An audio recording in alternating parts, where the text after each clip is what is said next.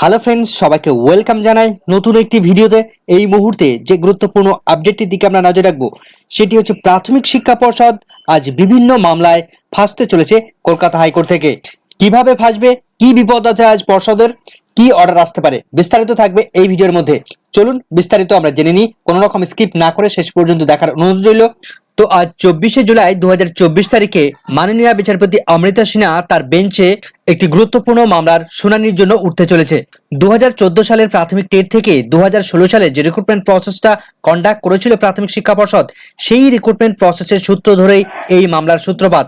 আজ যে মামলাটি উঠতে চলেছে সেই মামলাটিতে মামলার যারা পিটিশনার তারা 2016 সালের রিক্রুটমেন্ট প্রসেসে 2017 সালে তারা প্রাথমিক শিক্ষক নিয়োগ হিসেবে শিক্ষকতার পদে তারা কাজে যোগ দিয়েছিলেন, কিন্তু পরবর্তীতে সেই সমস্ত শিক্ষকদের স্পেশাল বিএড ট্রেনিং কোর্স থাকার ফলে সেই ডিপিএসসি কনসার্ন ডিপিএসসি অর্থাৎ মুর্শিদাবাদ ডিপিএসসি তারা সেই সমস্ত শিক্ষকদের চাকরি থেকে টার্মিনেশন লেটার ধরিয়ে দেয়, অর্থাৎ চাকরি বাতিল করে দেয়। তো সেখান থেকেই সূত্রপাত। তো প্রায় 6 বছর ধরে সেই সমস্ত শিক্ষকরা তারা চাকরিচ্যুত অবস্থায় রয়েছেন। তো পিটিশনারদের পক্ষ থেকে কথা বলবেন সুদীপ্ত দাশগুপ্ত মহাশয়। অন্যদিকে আজ প্রাথমিক শিক্ষা পর্ষদের হয়ে লয়াররা থাকবেন, সেই সঙ্গে কনসার্ন ডিপিএসসি অর্থাৎ মুর্শিদাবাদের ডিপিএসসি থেকেও তারা কথা বলবেন। তো গতদিন মাননীয় বিচারপতি অমৃতা সিনহা তিনি মুর্শিদাবাদ ডিপিএসসির বর্তমান স্ট্যান্ড পয়েন্টটা কি, এই সমস্ত শিক্ষকদের যে চাকরি থেকে টার্মিনেশন লেটার তাদের ধরানো হয়েছে সেই সংক্রান্ত বিষয়ে কেন ধরানো হয়েছে বা প্রাথমিক শিক্ষা পর্ষদ তাদের স্ট্যান্ড পয়েন্ট কি, সমস্ত বিস্তারিত আজ তাদের হলফনামা আকারে জানাতে হবে। এবং গতদিন সব থেকে ইন্টারেস্টিং যে পয়েন্টটা সেখান থেকে উঠে এসেছে সেটা হচ্ছে যে এই মামলার শুনানির সময় পিটিশনারদের পক্ষ থেকে সুদীপ্ত দাশগুপ্ত তিনি যে পয়েন্ট আউট করেন যে আমি যদি ধরে নিই যে আমার এই মামলার পিটিশনাররা তারা যদি সেই সময় ট্রেন ক্যান্ডিডেট হিসেবে আমি যদি তাদেরকে অ্যালাউ না করি, অর্থাৎ তাদেরকে আমি ধরে নিলাম তারা নন ট্রেন ক্যান্ডিডেট, তাহলে তাদের যে স্কোর পয়েন্ট রয়েছে সেই স্কোর পয়েন্টের থেকে লাস্ট যারা নিয়োগ পেয়েছেন এই ক্যাটাগরিতে এই কনসার্ন ডিপিএসসিতে তাদের থেকে আমার মামলার মক্কেলরা আমার মামলার পিটিশনাররা অনেক বেশি স্কোর রয়েছে, সুতরাং তাদেরকে নন ট্রেন্ড হিসেবে ট্রিট করা উচিত বা নন ট্রেন্ড হিসেবে তাদেরকে অন্তত চাকরি থেকে সবহলে রাখা উচিত। তো আমরা দেখেছি গত দিনের শুনানিতে তিনি যে বিষয়টা উল্লেখ করেছেন মুর্শিদাবাদ জেলার ডিপিএসসিতে যে লাস্ট যেখানে কাট অফ নেমেছিল জেনারেল ক্যাটাগরির 16.143, তো জেনারেল ক্যাটাগরির এই লাস্ট কাট অফের থেকে এই মামলার যারা পিটিশনার তাদের কয়েকজনের এক্সাম্পল হিসেবে তারা তুলে ধরেছেন যে এই মামলা যারা যিনি পিটিশনার তার টোটাল স্কোর গিয়ে দাঁড়াচ্ছে 17.10।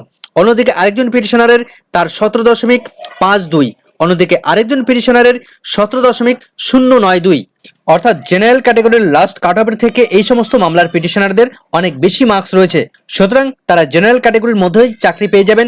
এমনকি তাদের যদি কোটা থাকে তাহলে তো তারা চাকরিতে অবশ্যই পেয়ে যাবেন। তো আজ কলকাতা হাইকোর্টের কোর্টরুমে 24শে জুলাই 2024 তারিখ বুধবার কোর্ট নাম্বার 14তে মাননীয় বিচারপতি অমৃতা সিনহা তিনি তার সিঙ্গেল বেঞ্চে আজ কাট অফ সংক্রান্ত এই গুরুত্বপূর্ণ মামলাটির শুনানি করাতে চলেছেন।